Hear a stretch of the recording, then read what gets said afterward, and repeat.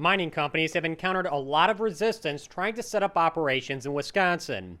Environmental concerns get most of the attention, but there is another ever-present theme in this debate. Politicians and bureaucrats seem to want to be included in these companies' business decisions. You could see it during the iron mining debate. Do you have information about the iron ore market? Could you direct us to resources for the current iron ore market and whether or not we should reinvest into a true boom and bust system that has been already done a couple times up in that area? Should we reinvest in that as our economic driver for the area? This mentality can also be witnessed in the current debate over frac sand mining. So I think from a railroad standpoint, there's plenty of opportunities to get on a railroad. The question is whether the market demand will be met by the players who have already up and running.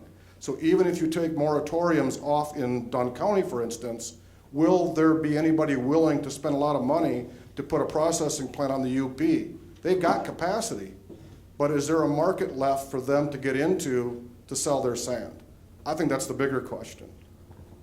Having driven around and looking at these operations and watching what's going on, I wouldn't invest in a site that didn't have rail access.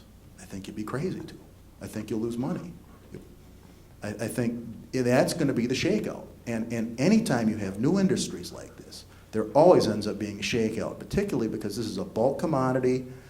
The number one issue is transportation costs. And if you can run that rail spur into your processing facility, mining, especially if you have a combination mining processing facility like they do in Maiden Rock, like they do in Taylor, you're going to be at a tremendous advantage. Part of our ordinance wants to ascertain to some extent or to give us some confidence as to the viability of the operator so that they can manage this operation for the long term. However, there are few opportunities for government to assert itself over the mining industry. Mining companies lease land from private property owners. They work with railroad companies to build new rail lines, and they work with power companies to expand services. On top of all that, mining companies aren't asking government for tax breaks, loans, or any other kind of help. This means government doesn't have a lot of say in how they do business. So some politicians and bureaucrats are trying to stop them from doing business in the first place. At the state level, they're able to do this through complex regulations. When that doesn't work, local officials can simply deny landowners' requests for rezoning. We felt that we needed to stop, take a moment and regroup, review. We passed a moratorium in January on any sand mining activity so that we could get it together, gather information, make decisions. However, the mining industry is not without its defenders. At some point, we do need to give some benefit to the sand mining companies. Let me give you an example. 20 years ago, the Chippewa Valley opened up their arms with Department of Transportation T grants, TIF districts, highway funds, and revolving loan funds for the IT industry. And nobody sat around and asked the question, well, what happens when they're all gone? And so I think to single out the sand mining industry, none of them have taken a T grant. Department of Commerce has said, we're not going to assist in funding these entities because we think the money's so good they're going to come here anyways. EOG Resources turned their TIF back in.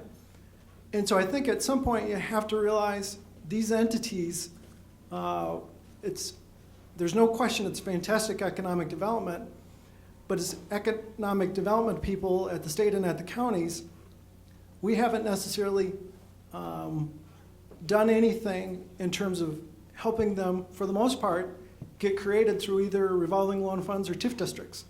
When you're talking about moratoriums, it shouldn't be the first go-to proposal.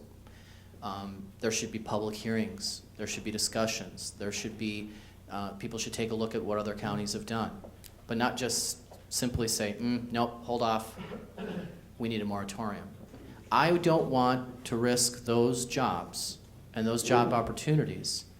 I don't want them waiting in the wind or moving to other states because we need every job we can possibly get in this state and in our area. And mining will likely continue to be a hot topic in Wisconsin as government officials wrestle between the economy they want and the economy that wants Wisconsin. For the McIver Institute, I'm Bill Osmolsky.